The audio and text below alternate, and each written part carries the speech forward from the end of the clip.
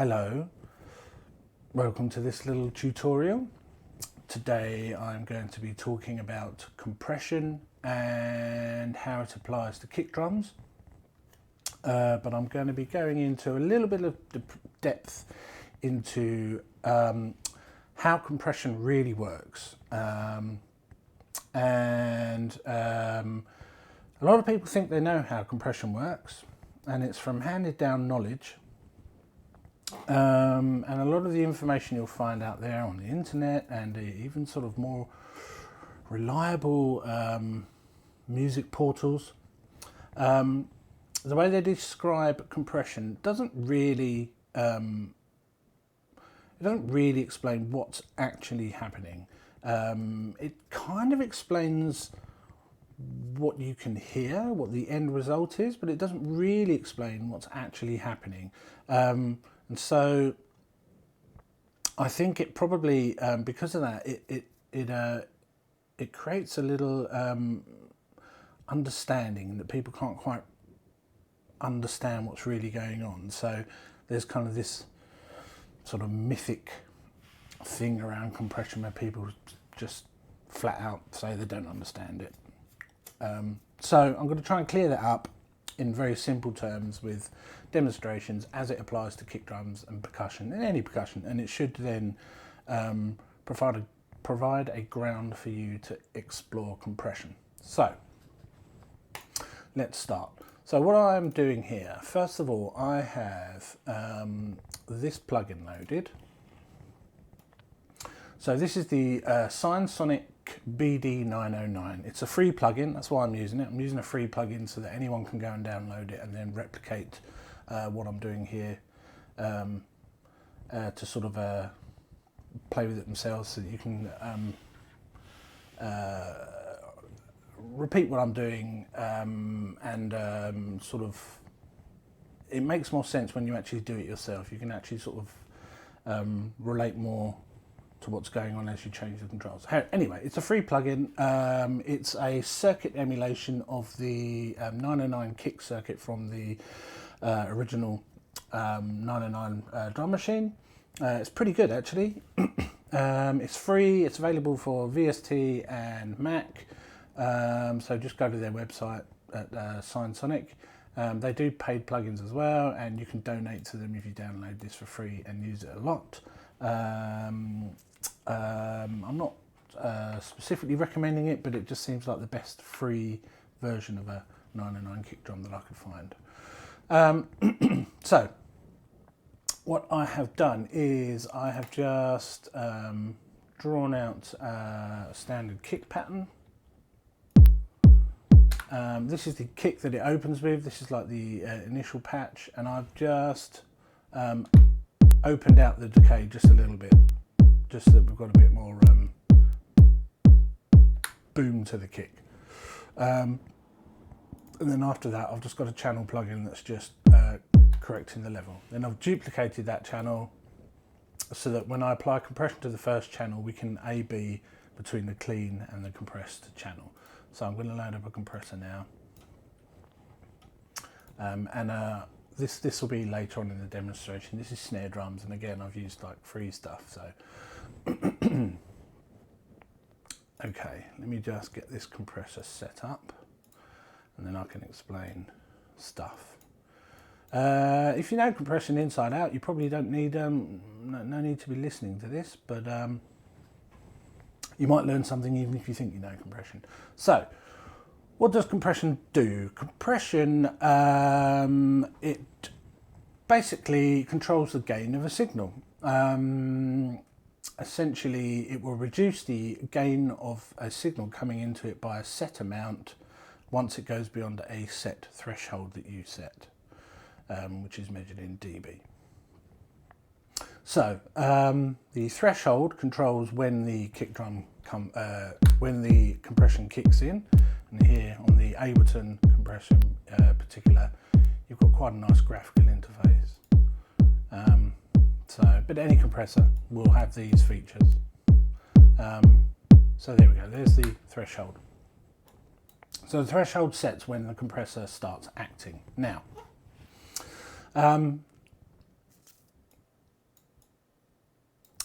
as soon as the signal crosses the threshold coming in, the compressor starts acting and it starts reducing the gain. And the compressor reduces the gain by an amount, a fractional or ratio amount, dependent on the ratio control.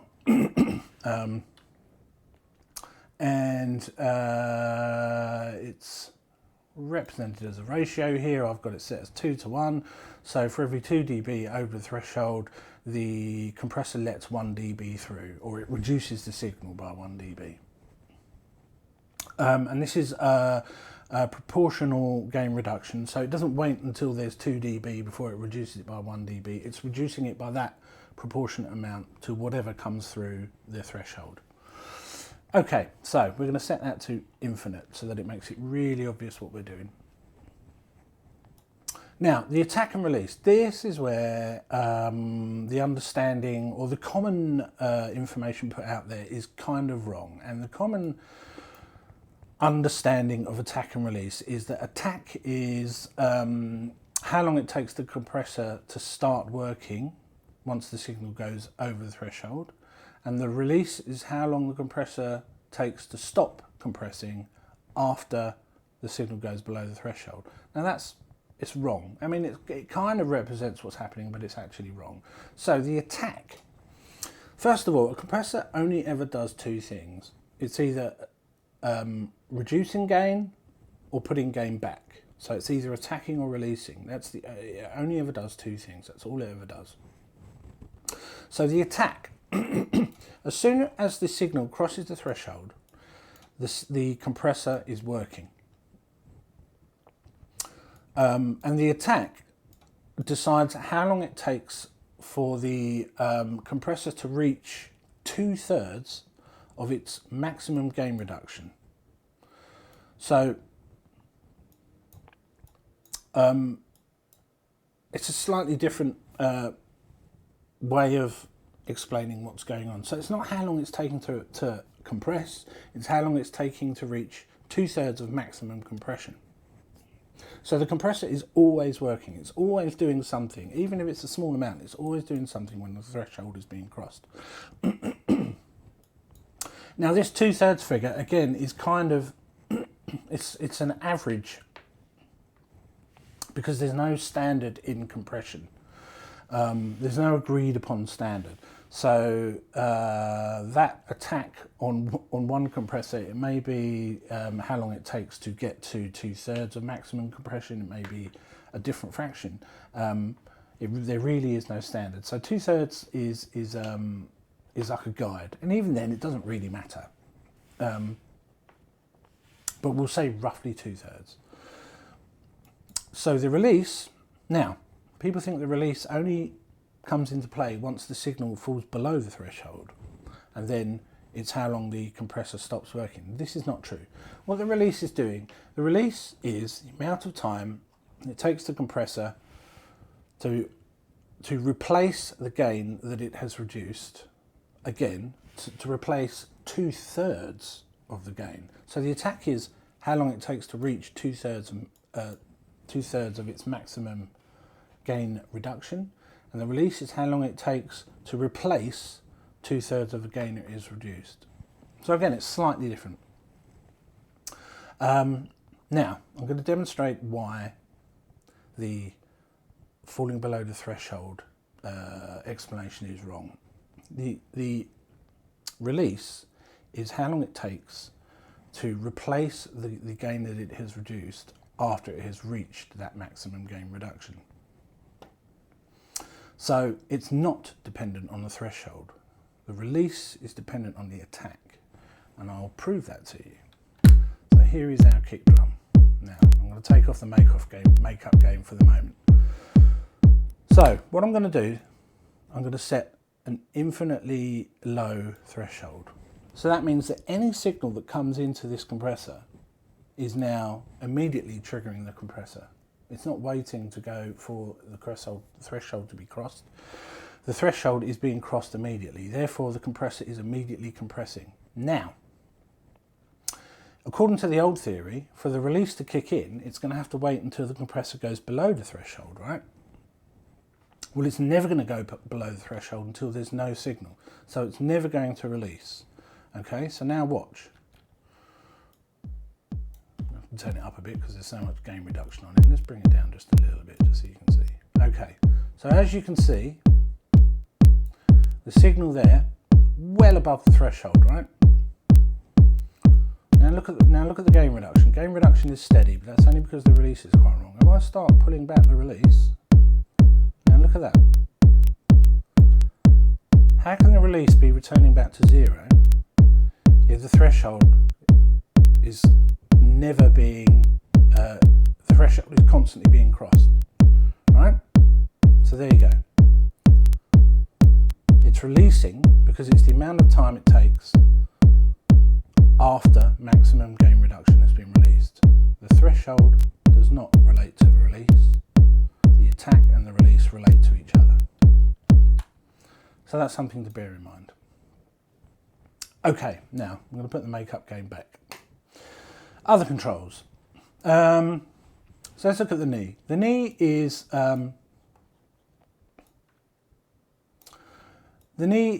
controls the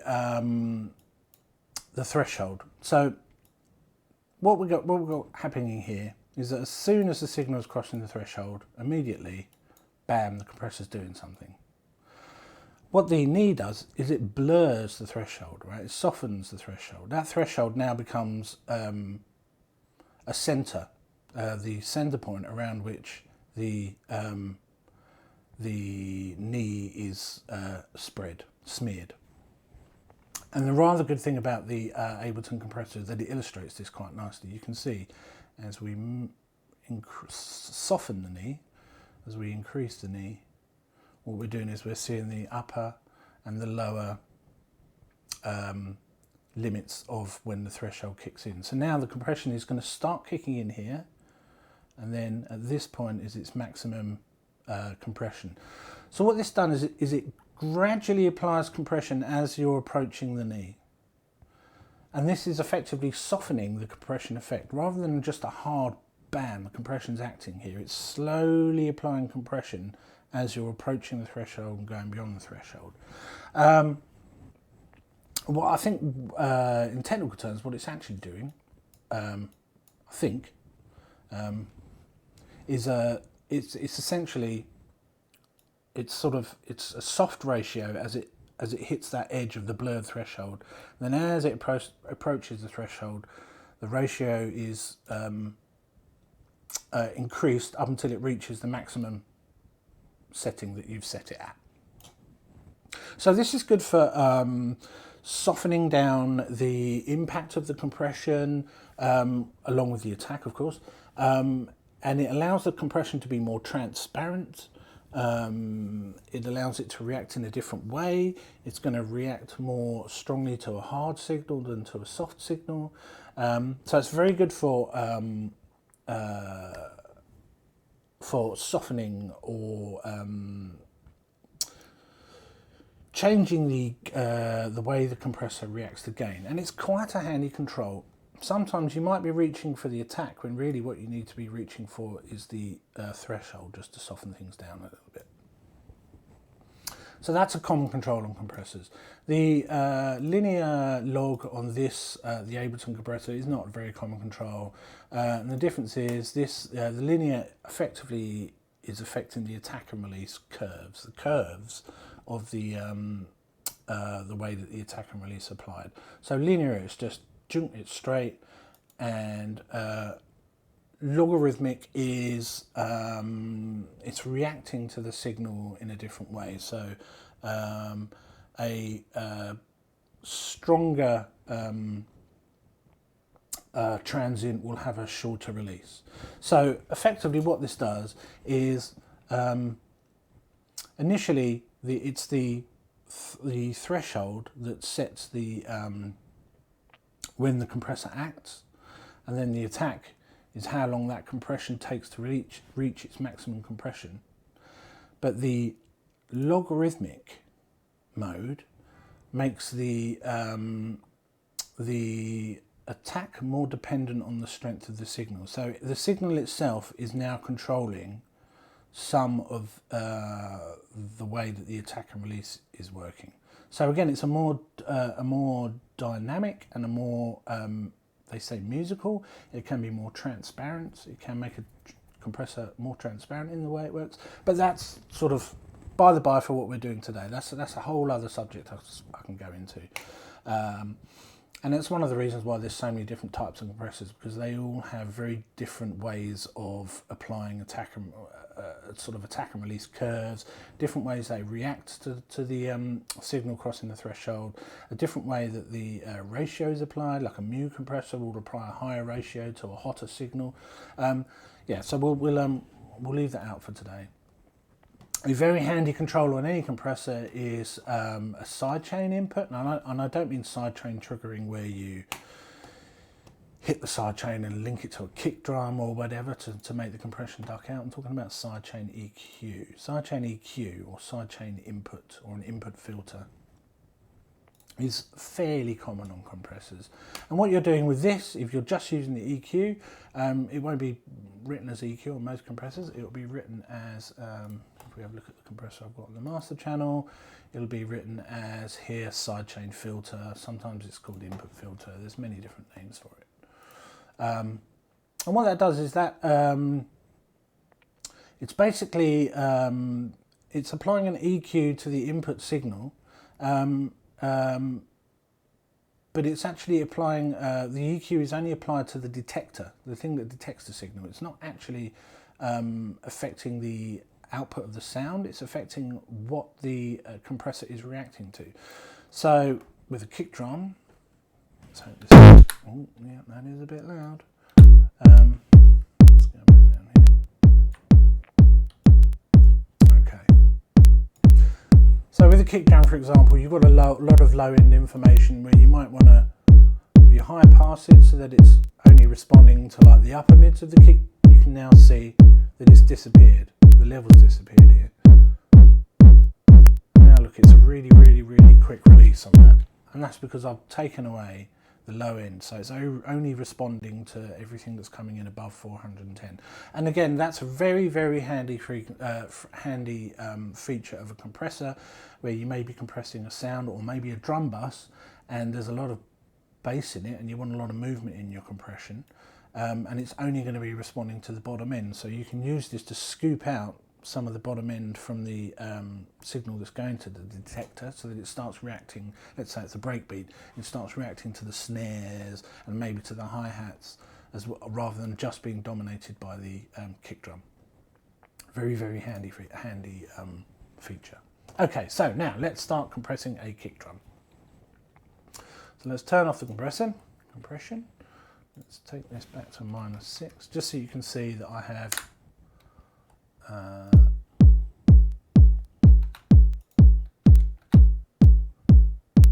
two channels, both doing the same thing. This one has the compressor on. Okay, so what am I going to do? First thing I'm going to do, let's just make sure that we're all good. Okay, so maximum ratio, minimum attack. So we're making sure the compression is acting very quickly. Okay, maybe I will bring these up just a little bit more. Let's say -4.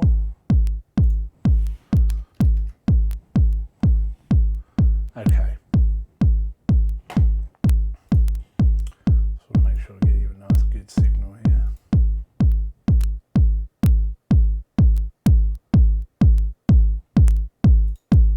Okay, so what have we got going on here? So now, if we follow my theory, as soon as the signal is crossing the threshold, the gain reduction is getting to maximum gain reduction very quickly. So we're clamping down onto the transient, that initial transient hit of the kick, which is the representation of the beta on a real kick drum, a real bass drum. That's the beta hitting the skin. That's the snap, the click. And then after that we've got like the first cycle or two of the actual skin of the bass drum vibrating, and that's when it's moving at its highest amplitude. So that's where the real thick body, the real thump of the kick sits. That's the important part of the kick, especially for dance music. So we're clamping down on that, and then we're releasing pretty quickly. So all we're really doing here is we're clamping down on the transient. So what that has an effect of doing is it's equalising the levels between the quieter, latter part of the kick drum and the first higher amplitude part of the kick drum. It's pulling that down and levelling it out. And now the makeup gain here is making up the gain that's being reduced so that we're getting a more constant level. So what does that mean in A/B terms? Well, let's have a listen.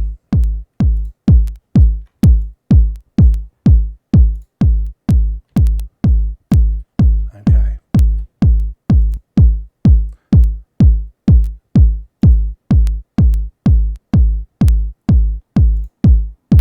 So what we've done is we've increased the body, the size of the kick. It's boomier. But we've lost some of the attack, some of the punch. That's the sacrifice we've made. So to hear that, listen to the high frequency, the click at the beginning of the kick, and then just after the kick, after that initial click, listen to that first thud. That's quite long in this. Now listen here to the untouched kick. It's shorter. That main body of the kick is shorter and it's punchier, but it's not as big a sound. Okay? So that should hopefully make sense. So we're reducing the transient and the initial punch of the kick drum. We're equalising it with the section of the audio that comes after that, so that rather than just getting a short transient spike and then a tail, we're getting the initial hit and then almost a flat line between what used to be the transient and then the main body. They're now both at the same level, so it makes the kick sound broader and longer, but we're losing the punch. Okay. Now what happens when we start pulling the attack back?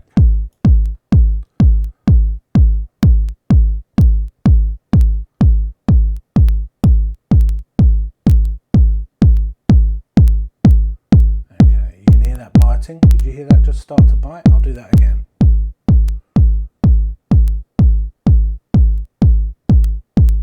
Okay, it's just about to bite now. So look, we're on 1.81 milliseconds. Watch from when it hits about 2 and onwards.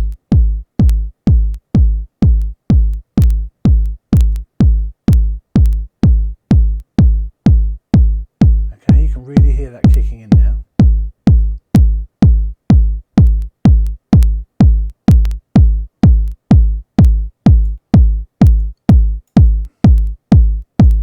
So what are we doing there? Let's go back to the theory. So the signal's crossing the threshold, and then we've got quite a slow attack now. So immediately the compressor's kicking in, but it's taking quite a while for it to reach maximum gain reduction. So what's happening? The initial kick, the initial transient, that click, the beta hitting the skin, and then those first few cycles, that real woomph, that's the real impact part of the kick drum that gets the floor shaking and your chest pounded on a sound system.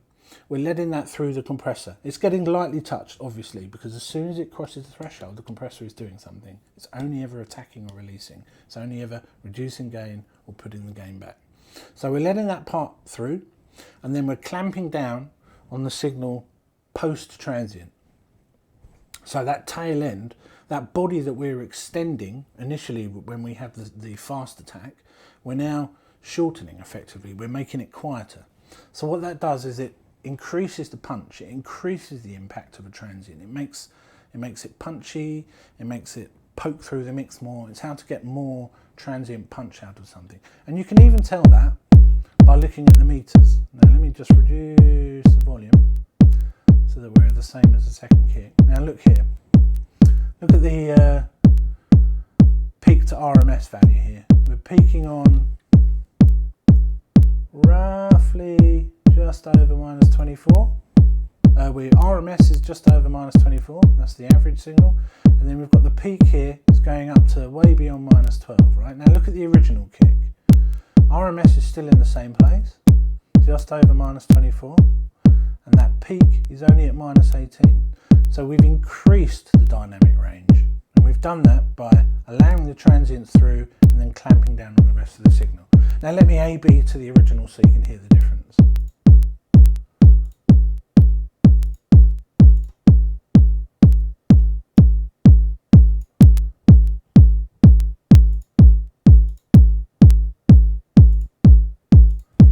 Can you hear that? It's a little bit difficult to hear with makeup gain. Makeup gain can obscure what you're hearing. So let me use the gain on its own and it should be a little bit clearer.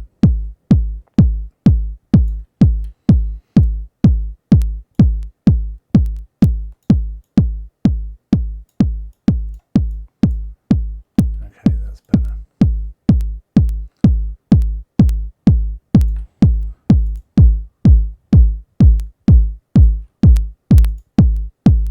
Now you should be able to hear that.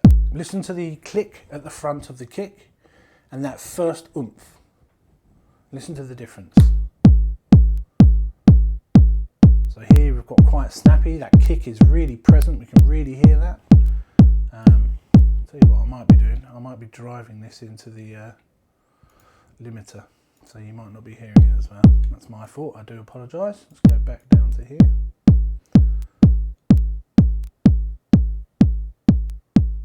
Okay.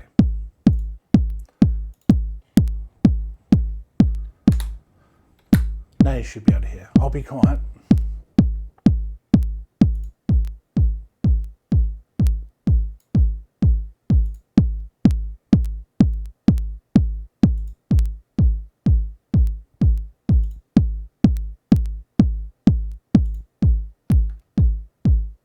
So now you see that original kick, which when we first loaded up, it sounded like a fairly punchy kick, it sounded like a fairly standard good punchy 909, but now it sounds woolly and slack. Whereas this has got loads of attack. Really snappy, but we've lost some of the body. Okay, so I hope that makes a little bit more sense. Now we'll go over here and I'll demonstrate on a snare drum. And some things become a little bit more obvious because we've got white noise in a snare drum. So what I did is, this is just a standard snare that comes with Ableton when you buy Ableton, download it. This is just in the Ableton's own library of snare sounds. It's the Snare 909 Tune 8S. If we listen to it. Okay, it's a fairly standard snare drum. 909 snare drum, and I've duplicated this channel.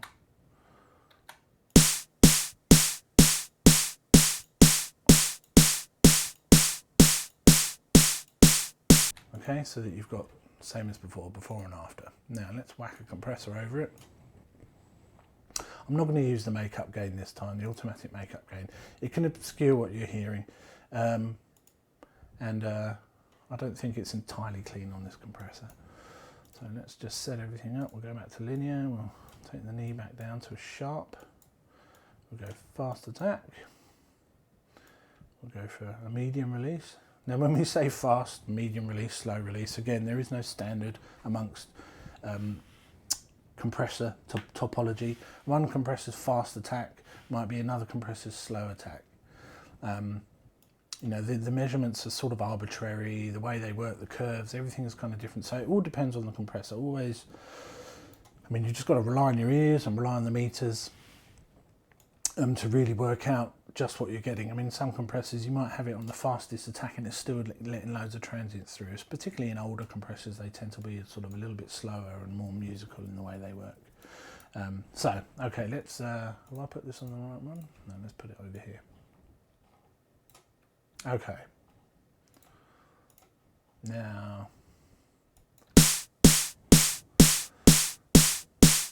so same as before, fast attack, so we're going to start pulling down the transients and the snap. So listen to that initial first click then the first main body, which has a little bit of tone to it.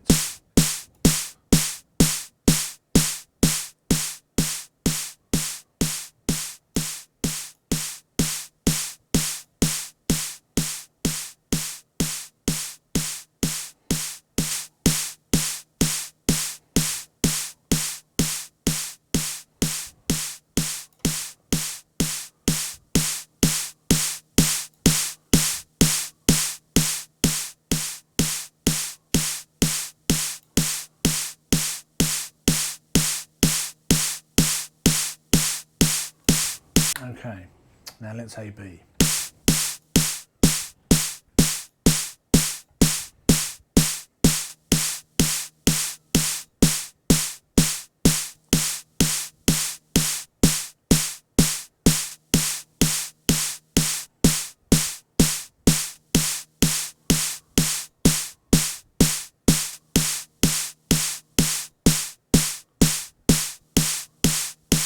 So here we've smeared out the initial transient hit, the white noise of the initial impact has now been extended out, or it sounds like it's been extended out, and that's because that transient peak has been brought down in level with the rest of what comes after it. So we've effectively made it sound like all one thing. So it smears it out, but we lose some of the impact. Now if you listen on this snare drum, you've got that do, do, do, which is the tone of the oscillator. Now listen to it on here.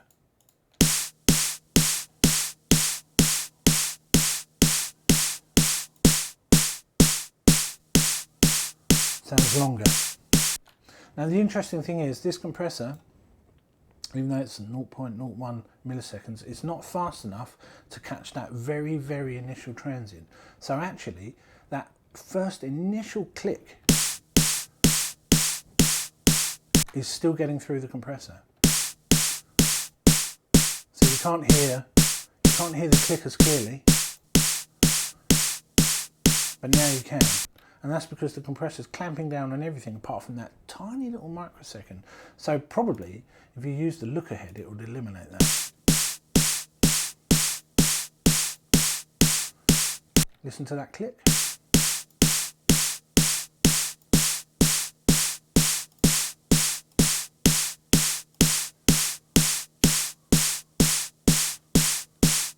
Interesting, huh? So that's when digital compression can come in handy, especially in the DAW, because you've got that look ahead control. Okay, so now let's start reducing the attack.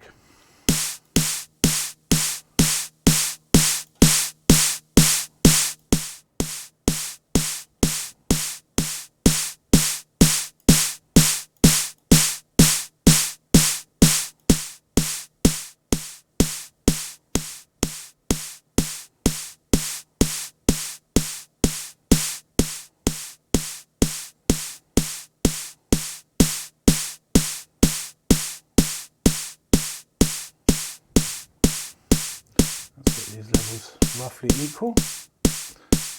So now, as with the kick drum, what we should have done is we've let the initial transient through, and then that first little, that body of the snare, the main sort of whack as those first few cycles of the drum skin are vibrating. And then we're clamping down on everything after that. So we're effectively making the transient louder and the rest of it quieter.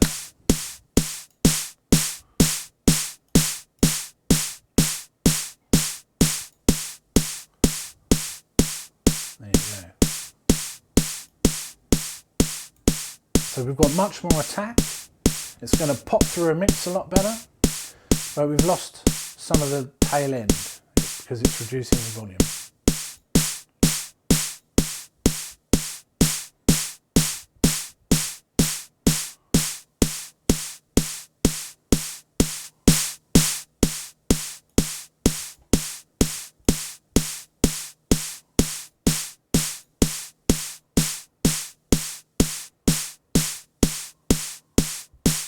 And again, what it does is it makes this snare, which initially when we loaded it up sounded quite tight, had a bit of transient thwack on it, sounded like it would cut through a mix. But now it sounds woolly in comparison, it sounds a bit lacks tightness. almost like the attack isn't tight at all. It's almost as if it's backed off a little bit. And here, really sharp attack, ba-bam. And again, if we look at the peak to RMS ratio, we're peaking at just about -24, and then we're up here peaking around -3 or something. Here, let's bring it just up a little bit. -24 and just below -6. So we've increased the dynamic range.